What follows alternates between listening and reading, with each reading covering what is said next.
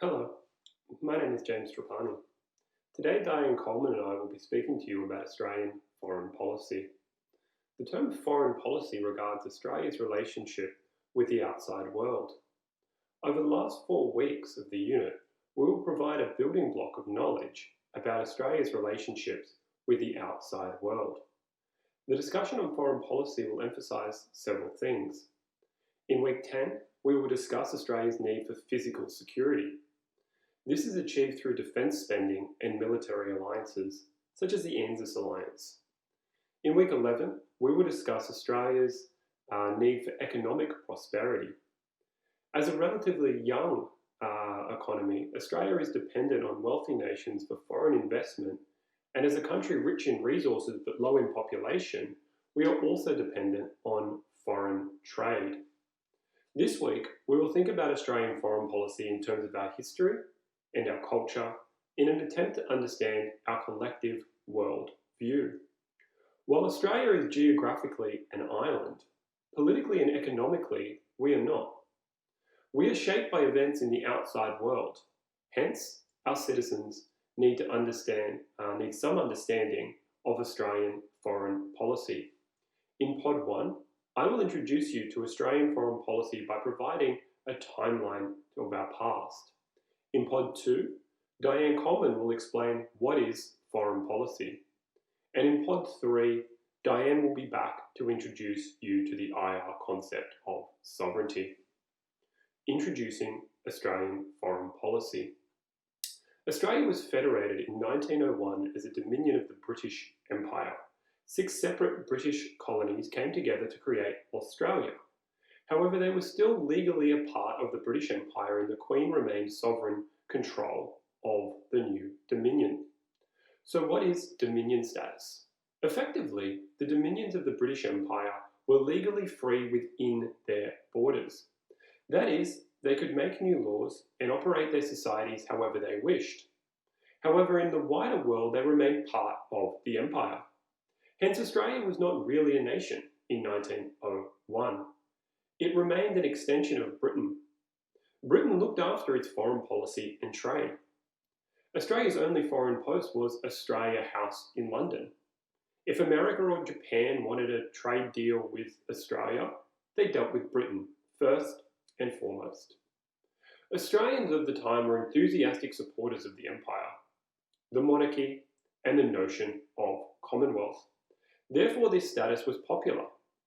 It is the reason that Australia entered World War I. At the onset of that conflict, Prime Minister Joseph Cook stated, "All our resources in Australia are in the empire and for the empire."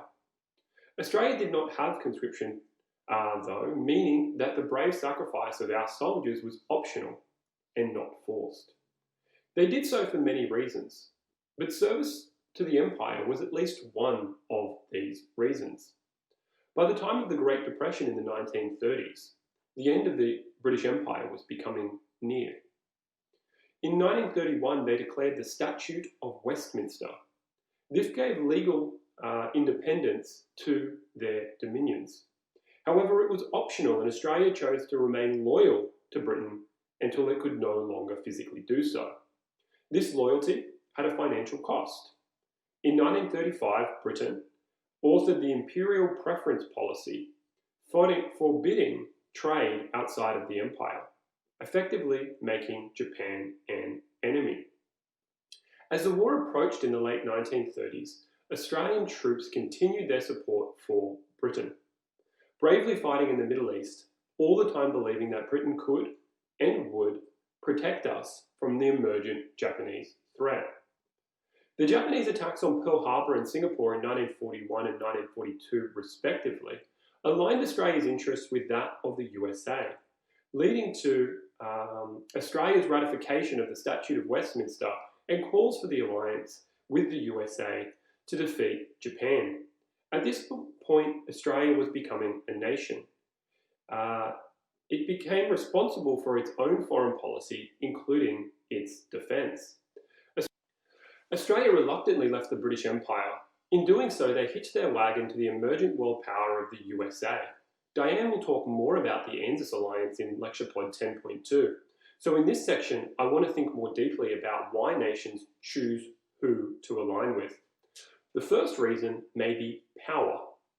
Australia has always been aligned to the dominant naval power of the time. Britain was the largest empire that the world had ever seen, and Australia was a de facto part of that empire. It chose to stay even when it was unwise to do so because they believed in the glory and power of Britain above all else. Australia then chose to align itself with the new dominant world power, the USA. Again, the USA emerged from World War II as the unquestioned victor, and Australia was fortunate that its bonds from World War II remained. Because of its huge size and strategic position on the edge of Asia, Britain and the USA have valued Australia enough to care for their defence. Coral Bell famously called Australia a dependent ally, because our own lack of power and our tendency to link up with the dominant power of the time.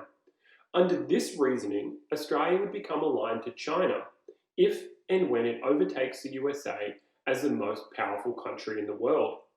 The second factor would be self-interest.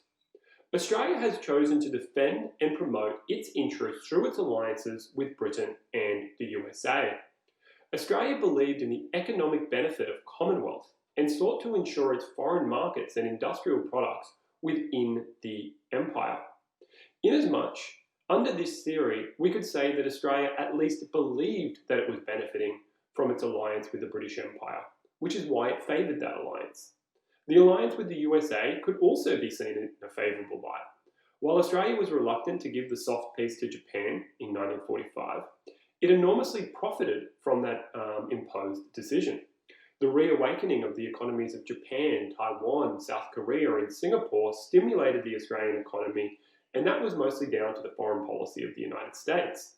Hence, we could argue that by ensuring peace and stability in the Asia-Pacific, the US alliance was greatly beneficial to Australia and has served our national self-interest very well. Again, under this reasoning, when China are able to serve our interests better than the USA, Australia will follow its self-interest. Where these two logical and rational theories fall short, though, is underestimating human emotion in the decision-making process. And that brings us to our third and final factor, culture. The third, and in my opinion, most pivotal reasoning is culture. Australia has chosen Britain and the USA because they are culturally similar to it. They both speak English, they are both capitalist societies, they are both democracies, and they are both Western nations that promote human rights and a rules-based world order. Alliances of culture go back some time. The US naval historian Alfred Thayer Mann advocated an alliance of all of the English-speaking countries in the late 1800s as a way of defeating what he called the barbarian races. While those words and that idea are now repulsive, it effectively explains US, British, and Australian actions during the 20th century and beyond. Differences were put aside to protect a Western or modern way of life. Of course, non-Anglo-Saxon countries like Japan can self-identify as Western or modern. At the time, race was a major consideration, but it's not today. Today, it is culture that is largely emphasised. This is why Australia will likely not be an ally of China anytime soon. It's not quite a racial factor. I mean, we have good relations with Japan and India, for example. Instead, it's a cultural consideration. China has a system of government, a culture, a way of life that Australian people and politicians tend not to trust. We can imagine fighting a US-led war in Iran. However, we cannot imagine fighting a Chinese-led war in Kazakhstan. We don't tend to identify with their motives in the way that we do with the US. This isn't necessarily rational, it's a cultural consideration. Next up, Diane will introduce you to the concept of foreign policy. Thank you.